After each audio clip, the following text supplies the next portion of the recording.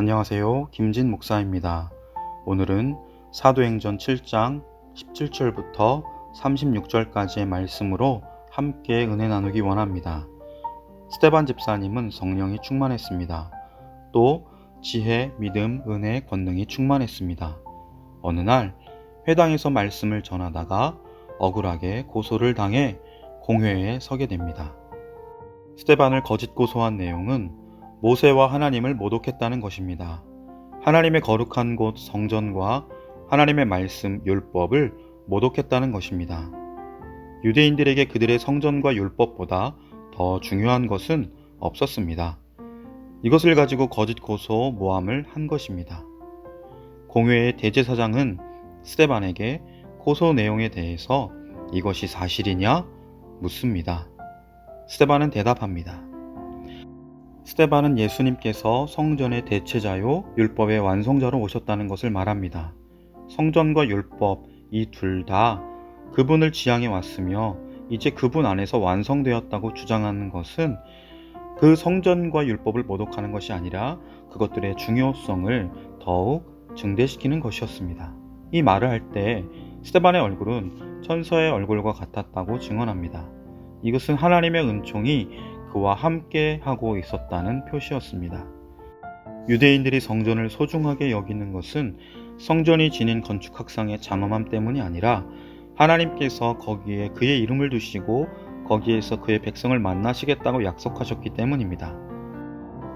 또 내가 여호와께 청하였던 한 가지 일, 곧 그것을 구하리니 곧 나로 내 생전에 여호와의 집에 거하여 여호와의 아름다움을 앙망하며 그 전에서 사모하게 하실 것이라 라는 시편 27편 4절 등의 시편 말씀들은 성전에 대한 이스라엘의 당연한 사랑을 증거하고 있습니다.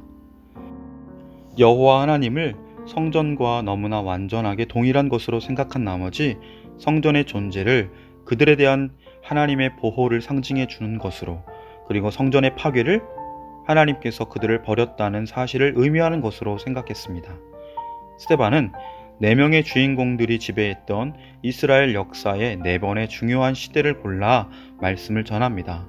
첫째로 아브라함과 족장 시대, 이어서 요셉과 애굽에서 추방되었던 시대를, 셋째로 모세와 출애굽과 광야에서의 방랑을, 그리고 마지막으로 다윗과 솔로몬과 군주국의 설립에 대해서 말합니다.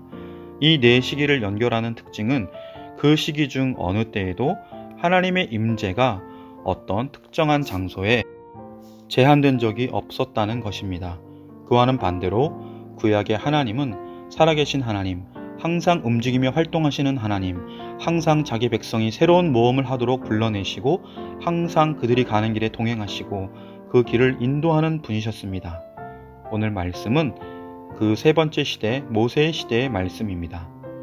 다른 시대의 이야기보다 모세 시대의 이야기가 특별히 더 길게 이야기한 것은 스데반이 모세를 모독했다는, 율법을 모독했다는 비난을 받았기 때문일 것입니다. 스데반은 재판관들이 모세의 지도력과 율법 수요에 대해 그가 무한한 존경심을 갖고 있음을 의심할 수 없도록 만듭니다.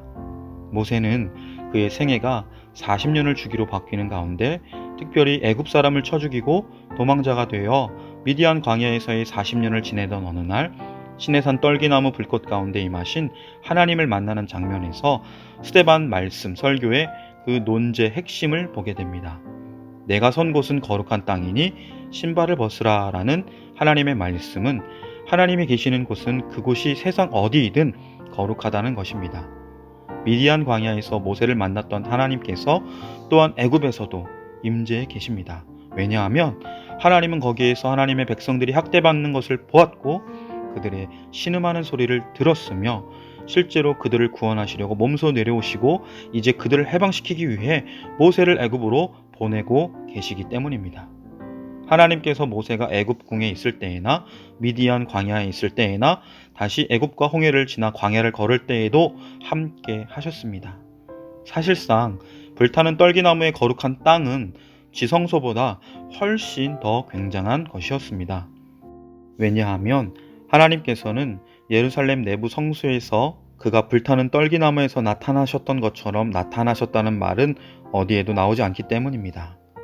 모세의 경험을 통해 배울 수 있는 교훈은 하나님께서는 모든 곳에 임재해 계신다는 것과 거룩한 장소는 그곳이 어디든 하나님이 계신 곳이라는 것입니다. 스데반이 말하려고 하는 것은 성막이나 성전을 건설하는 것이 잘못이라는 것이 아니라 그것들이 어떤 문자적 의미에서도 하나님의 집으로 간주되어서는 결코 안 된다는 것입니다. 왜냐하면 지극히 높으신 이는 손으로 지은 곳에 계시지 않기 때문입니다.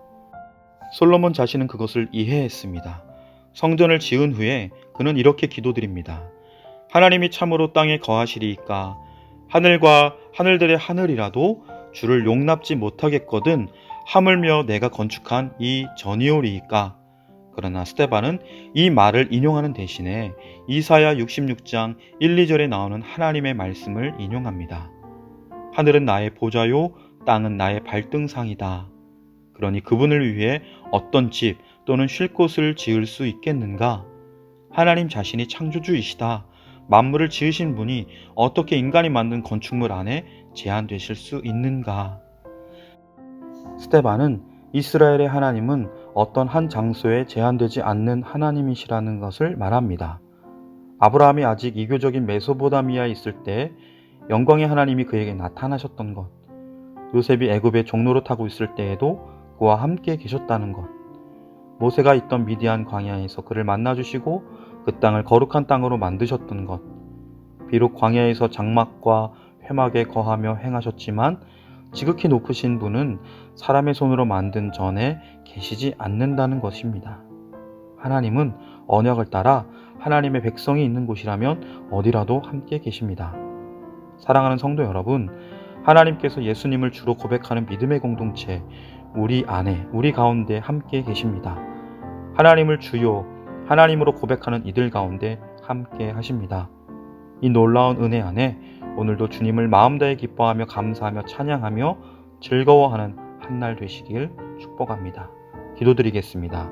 사랑하는 하나님 아버지, 예수님의 십자가 은혜로 우리의 모든 연약함과 부족함과 더러움을 주님의 온전한 거룩함으로 변화시켜 주시고 성령님의 함께하심 가운데 주님 품 안에 부르심의 은혜를 누리고 세상 가운데 보내심의 사명을 사는 복된 한날이 되게 하여 주옵소서. 하나님께서 함께 동행하시는 거룩한 한날을 살게 하여 주옵소서. 감사드리며 예수님의 이름으로 간절히 기도드립니다. 아멘.